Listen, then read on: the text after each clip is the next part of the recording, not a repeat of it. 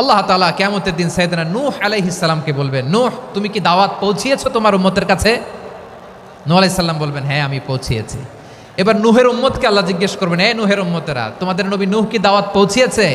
নূহের উম্মত বলবে, না আল্লাহ, আমাদের কাছে কোনো সতর্ককারী আসে নাই, কোনো নবী টবি আসে নাই, কোনো দাওয়াতও আমরা পাই নাই, আপনারাও চিনি নাই, জান্নাতও চিনি নাই, জাহান্নামও চিনি নাই।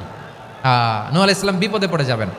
তখন আল্লাহ বলবেন, নূহ তুমি বললা পৌঁছিয়েছো, তোমার উম্মত বলে কিছু পায় নাই, নূহ তোমার কি কোনো সাক্ষী আছে? নূহ আলাইহিস সালাম বলবেন, আছে। কে? উম্মতে মুহাম্মাদি। তখন আমরা বলবো, আল্লাহ নবী নূহ আলাইহিস সালাম তিনি আপনি যা যা বলেছেন ঠিক তা তার উম্মতের কাছে পৌঁছে দিয়েছে। এবার নূহের উম্মতের সাথে আমাদের ঝগড়া লাগবে। তারা বলবে, তোমরা আসছো আমাদের হাজার হাজার বছর পরে, তোমরা কি করে জানলা? তোমাদের সাক্ষী ধর্তব্য হবে না?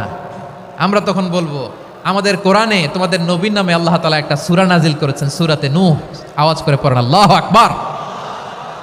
আমরা বলবো, আমাদের কোরআনে তোমাদের নবীর কথা আল্লাহ আমাদেরকে জানিয়েছেন, দিন রাত এক করে তোমাদের কাছে তিনি দাওয়াত পৌঁছেছেন। তোমরা কানের মধ্যে হাত দিয়ে রাখতা, চেহারাটা কাপড় দিয়ে ঢেকে রাখতা, আল্লাহর নবী নূহকে পিটিয়ে ছালা দিয়ে পেঁচিয়ে তোমরা পাহাড়ে তুলে রেখে আসতা, সব আমরা জানি।